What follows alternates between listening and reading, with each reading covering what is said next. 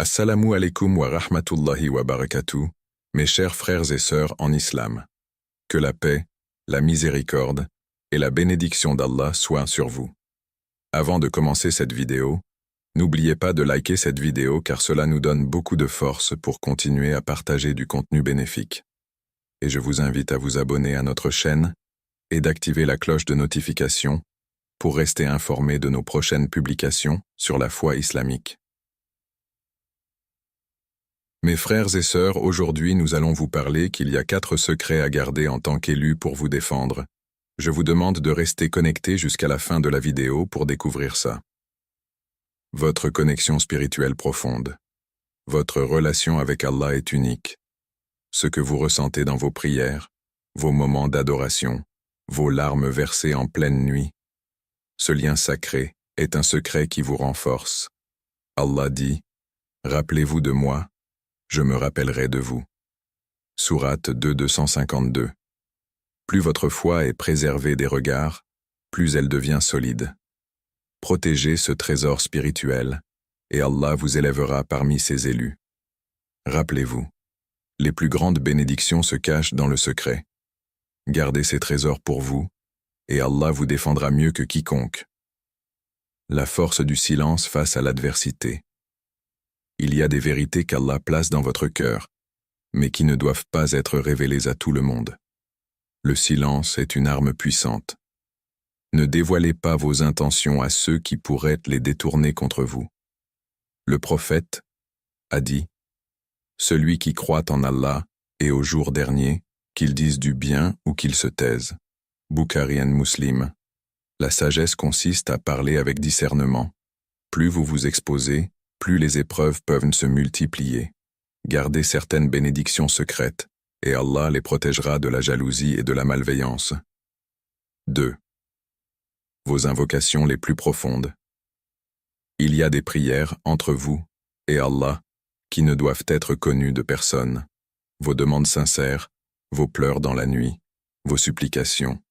Gardez-les entre vous et votre Seigneur. Allah dit dans le Coran, « Invoquez votre Seigneur en toute humilité et en secret. Il n'aime pas les transgresseurs. » Sourate 7:55. Lorsque vous cachez vos invocations, elles sont plus sincères, elles sont protégées des mauvaises intentions, et elles atteignent le trône d'Allah avec une pureté totale. La force du silence face à l'adversité. Il y a des vérités qu'Allah place dans votre cœur, mais qui ne doivent pas être révélées à tout le monde. Le silence est une arme puissante, une forteresse protectrice contre les regards envieux, les intentions malveillantes et les pièges de Shaitan. Nous vivons dans un monde où l'exposition excessive de notre vie personnelle est devenue monnaie courante, mais en tant que croyants, nous devons comprendre la valeur du silence et de la discrétion. Le silence, une arme contre le mal. Combien de fois avons-nous partagé nos projets avec des personnes qui, au lieu de nous encourager, ont semé des doutes dans notre cœur?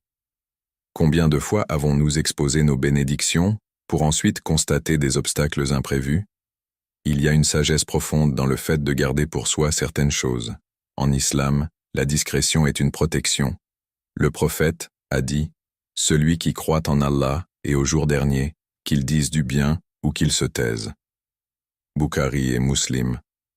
Ce hadith est un rappel puissant de la nécessité de filtrer nos paroles. Il ne s'agit pas seulement d'éviter les propos nuisibles, mais aussi de comprendre que tout ce que nous disons peut être utilisé contre nous, consciemment ou inconsciemment. Shaitan est à l'affût de la moindre faille. Lorsque nous parlons trop, nous nous exposons aux énergies négatives, à l'envie, et parfois même à la malveillance d'autrui. Les bénédictions secrètes sont protégées. Tout ce qu'Allah vous accorde est un dépôt sacré. Certaines bénédictions ne sont pas destinées à être partagées, car elles sont encore en train de se consolider. Imaginez une graine que vous venez de planter. Elle est fragile. Elle a besoin d'être protégée du vent, des insectes et des intempéries. Si vous l'exposez trop tôt, elle risque de ne jamais atteindre son plein potentiel. De la même manière, lorsqu'Allah vous accorde une faveur, qu'il s'agisse d'un projet, d'une opportunité ou d'une prière exaucée, prenez le temps de la fortifier avant de la révéler. Allah dit dans le Coran, Ils envient les gens pour ce qu'Allah leur a donné de sa grâce. Sourate 454. L'envie est une réalité. Elle peut venir même de ceux qui nous aiment. C'est pourquoi le silence est une barrière contre les influences négatives. Lorsque vous gardez vos bénédictions secrètes, vous les placez sous la protection divine. Quand parler et quand se taire? Il est essentiel d'apprendre à discerner quand il est nécessaire de parler et quand il est préférable de garder le silence. Tout ce que nous disons doit être pesé à la lumière de notre foi. Ne parlez pas de vos projets tant qu'ils ne sont pas réalisés. Beaucoup de personnes échouent non pas par manque d'efforts, mais parce qu'elles ont trop exposé leurs intentions. Lorsque nous parlons de nos ambitions, nous attirons des énergies et des opinions diverses qui peuvent nous ralentir. Évitez de vous plaindre en public. Les épreuves font partie de la vie, mais les répandre à tout vent ne fait que les amplifier. Au lieu de chercher du réconfort chez les hommes, tournez-vous vers Allah, car lui seul détient la solution. Ne dévoilez pas votre spiritualité. Votre connexion avec Allah est une relation intime. Il est bon de parler de la foi, mais il faut éviter de tomber dans l'ostentation. Certains actes d'adoration doivent rester entre vous et votre Seigneur. Le prophète a dit « Celui qui accomplit une bonne action en secret, elle sera multipliée. » Muslim. Le silence purifie l'intention.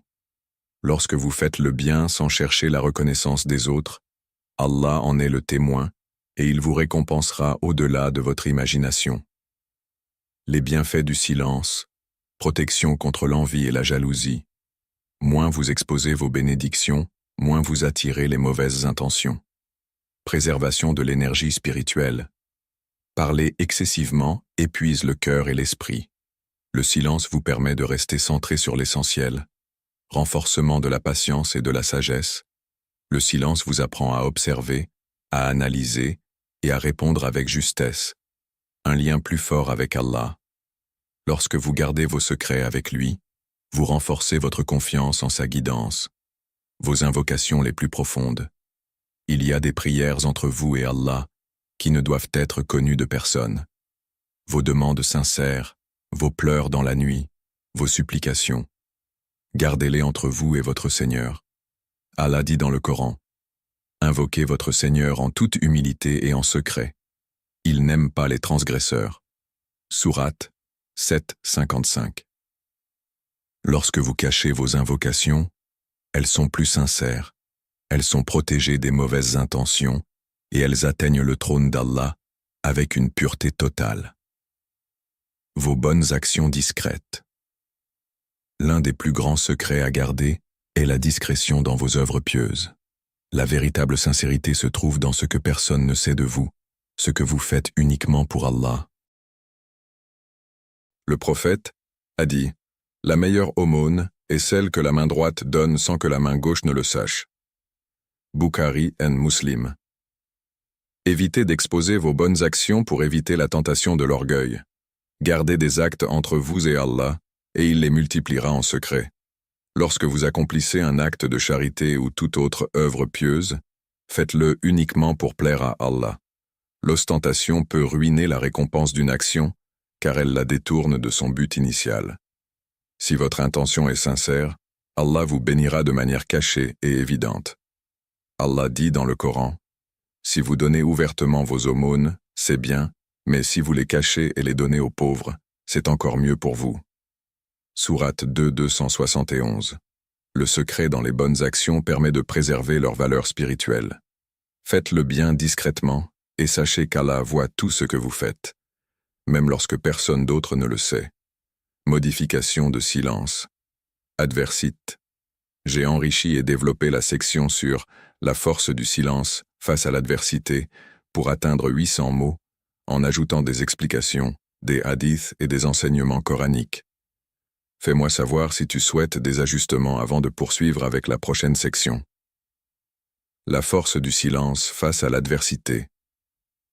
Il y a des vérités qu'Allah place dans votre cœur, mais qui ne doivent pas être révélées à tout le monde. Le silence est une arme puissante. Ne dévoilez pas vos intentions à ceux qui pourraient les détourner contre vous. Le prophète a dit, « Celui qui croit en Allah et au jour dernier, qu'il dise du bien ou qu'il se taise. » Bukhari and Muslim. Le silence n'est pas seulement une protection contre les ennemis visibles, mais aussi contre les forces invisibles qui cherchent à affaiblir votre foi et votre résolution. Parler avec discernement est une manifestation de sagesse et de maîtrise de soi. Trop parler expose aux critiques, aux malentendus et aux manipulations. Plus vous vous exposez, plus les épreuves peuvent se multiplier. Regardez comment les grands prophètes ont pratiqué le silence et la prudence. Le prophète Youssouf, paix sur lui, lorsqu'il reçut la vision de sa future grandeur, ne la partagea qu'avec son père. Il savait que ses frères, séduits par la jalousie, pourraient comploter contre lui, ce qui arriva lorsqu'ils le jetèrent dans le puits. Allah nous enseigne par cette histoire à être prudents avec ce que nous révélons, car tout le monde n'est pas prêt à entendre nos aspirations et nos bénédictions sans jalousie ni mauvaises intentions. Certaines paroles ont le pouvoir d'attirer le mauvais œil ou la jalousie. Le silence permet de préserver les bienfaits d'Allah sans qu'ils ne deviennent une cible pour les envieux. Il existe des forces qui guettent, prêtes à saper votre énergie spirituelle, à perturber votre concentration sur le chemin d'Allah. Allah dit dans le Coran, « Ne raconte pas ta vision à tes frères, car ils comploteront contre toi un stratagème. » Sourate 12:5.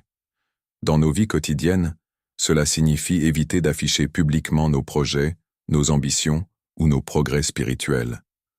Parler trop rapidement de nos intentions peut attirer les critiques, l'incrédulité, voire la malveillance de ceux qui ne comprennent pas notre cheminement. Garde tes aspirations profondes entre toi et ton Seigneur. Ce que tu préserves dans le secret est protégé par la sagesse divine. Prenons un exemple concret. Lorsqu'un musulman commence un nouveau projet, qu'il soit financier, spirituel ou personnel, et qu'il le partage trop tôt, il peut rencontrer des oppositions inattendues. Des gens qui n'auraient normalement pas interagi avec lui deviennent subitement des obstacles. Les critiques pleuvent, la détermination faiblit et le doute s'installe. Mais lorsque ce projet est gardé dans le silence et confié à Allah, il se développe sans entrave, car la protection divine est plus forte que toute prédiction humaine. Le prophète a dit « Ayez recours au secret pour la réussite de vos affaires, car toute personne enviée est exposée à l'échec. » Tabarani. Il y a une puissance extraordinaire dans la discrétion.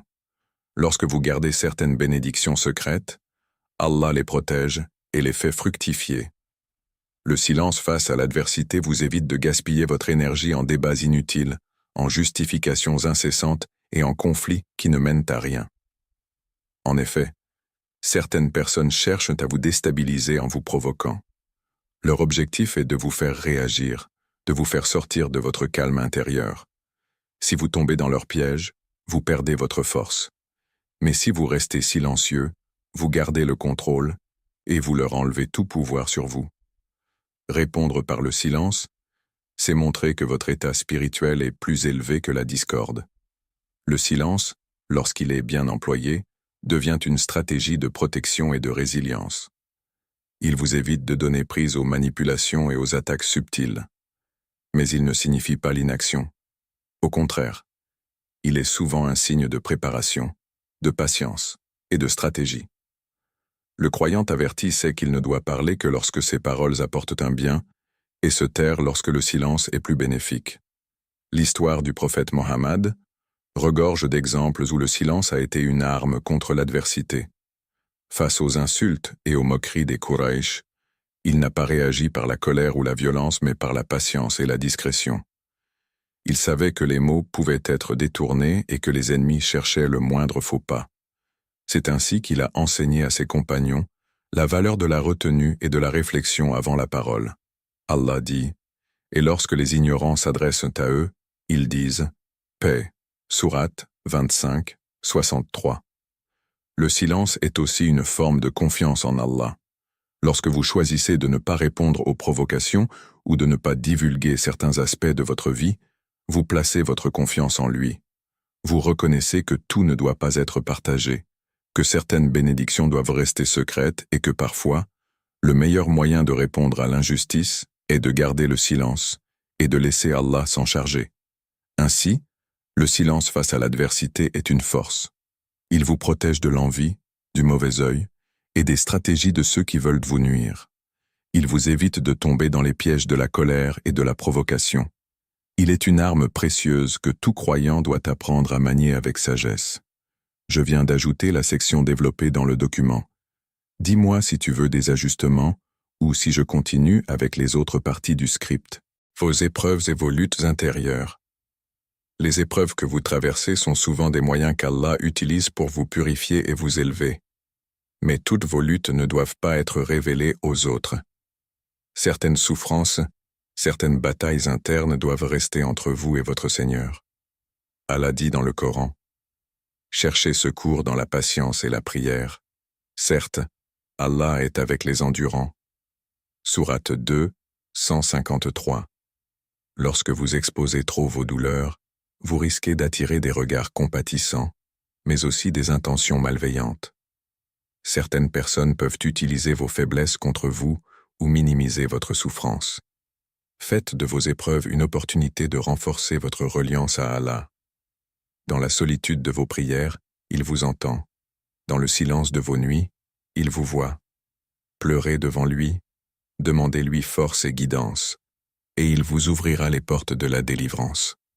Vos aspirations et projets futurs.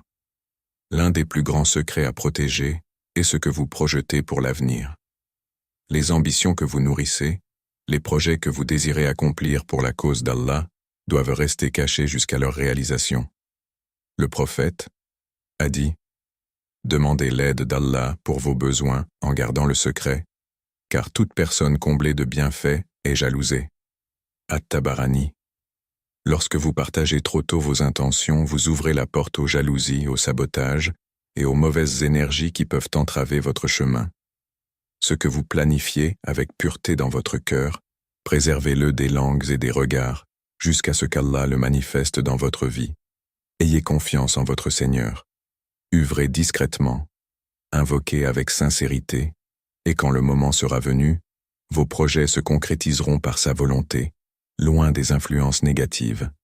Vos épreuves et vos luttes intérieures.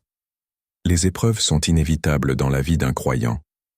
Elles sont des tests envoyés par Allah pour éprouver notre foi, nous purifier de nos péchés et nous rapprocher de lui.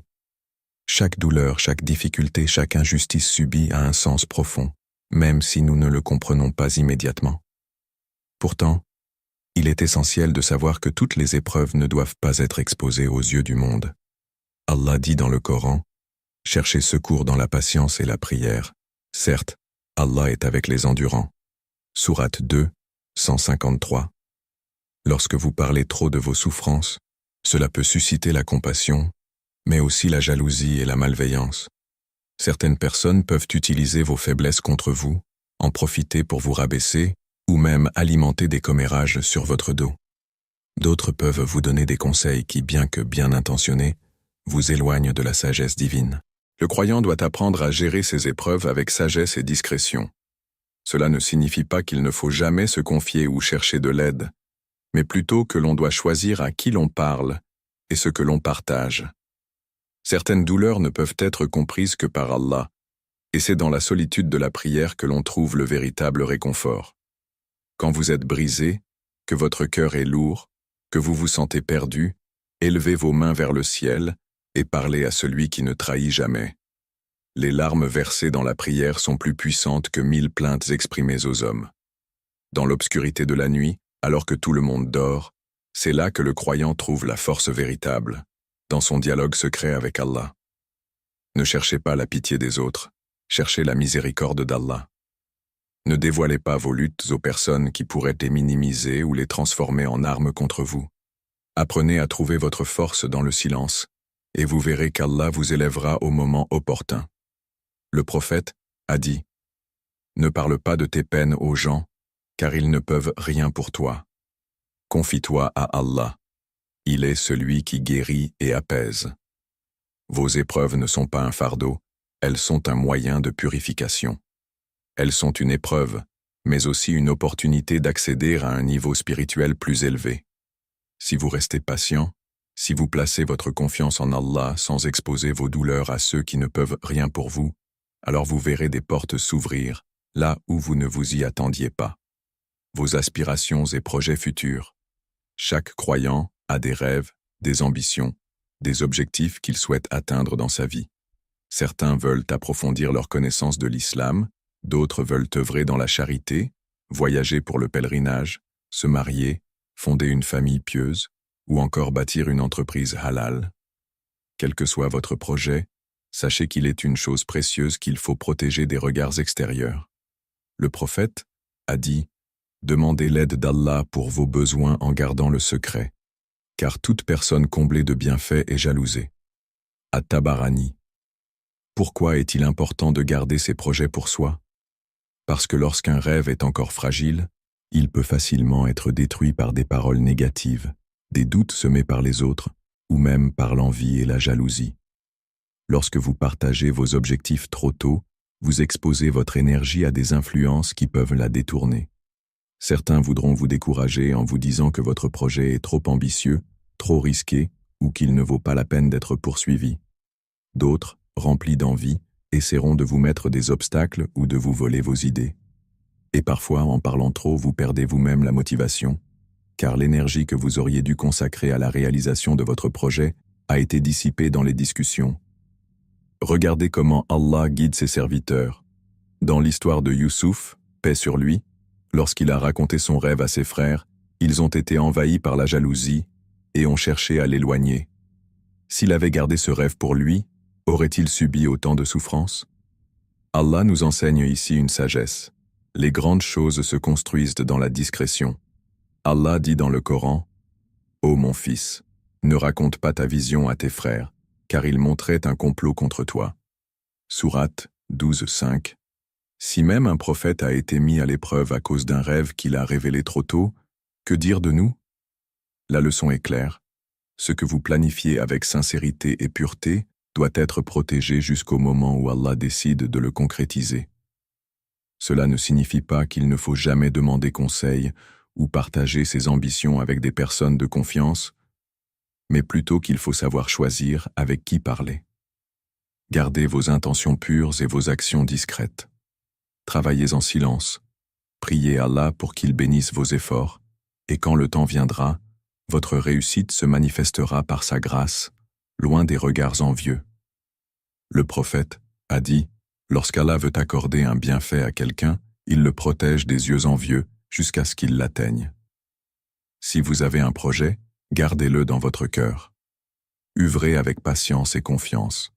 Confiez vos aspirations à Allah plutôt qu'aux hommes, et vous verrez qu'il ouvrira les portes au bon moment, avec une sagesse que vous ne pouviez même pas imaginer. Votre foi face aux épreuves. La foi est le bien le plus précieux qu'un croyant puisse posséder. Elle est la lumière qui éclaire le chemin, le bouclier contre les ténèbres et l'ancre qui nous maintient debout face aux tempêtes de la vie. Pourtant, la foi est aussi une chose fragile. Si elle est exposée aux mauvaises influences, elle peut s'affaiblir. Si elle est partagée avec des cœurs malveillants, elle peut être attaquée. Allah dit dans le Coran, « Ne perdez pas courage et ne soyez pas affligés, alors que vous êtes les supérieurs, si vous êtes de vrais croyants. » Sourate 339. Le croyant doit être vigilant quant à la manière dont il parle de sa foi. Certains moments spirituels, certaines expériences profondes avec Allah, certains instants de connexion intense ne doivent être partagés avec personne. Ce sont des trésors intérieurs qui se vivent dans l'intimité du cœur. Lorsque vous exposez votre foi aux yeux du monde, certaines personnes chercheront à la briser. Elles vous remettront en question, vous critiqueront, vous jugeront et parfois tenteront de vous égarer. Plus vous vous élevez spirituellement, plus les épreuves peuvent se multiplier. Satan lui-même intensifie ses attaques contre ceux qui se rapprochent d'Allah. Regardez l'histoire des prophètes. Tous ont été éprouvés à cause de leur foi. Ibrahim, paix sur lui, fut jeté dans le feu. Moussa, paix sur lui, fut confronté à l'oppression de Pharaon, et même le prophète Mohammed fut persécuté, insulté et rejeté. Pourtant ils ont tenu ferme, non pas en criant leur foi sur tous les toits, mais en la protégeant dans leur cœur et en la nourrissant avec patience. Le prophète a dit, « L'islam a commencé comme quelque chose d'étrange et redeviendra étrange, alors heureux sont les étrangers. » Muslim. Ne soyez pas de ceux qui exposent chaque aspect de leur foi pour prouver quelque chose aux autres. La relation avec Allah est un voyage intérieur, une transformation silencieuse qui se voit dans les actions bien plus que dans les mots. Soyez forts, mais discrets. Cultivez votre foi en secret, comme une graine précieuse que personne ne peut arracher. Votre amour est votre vie familiale.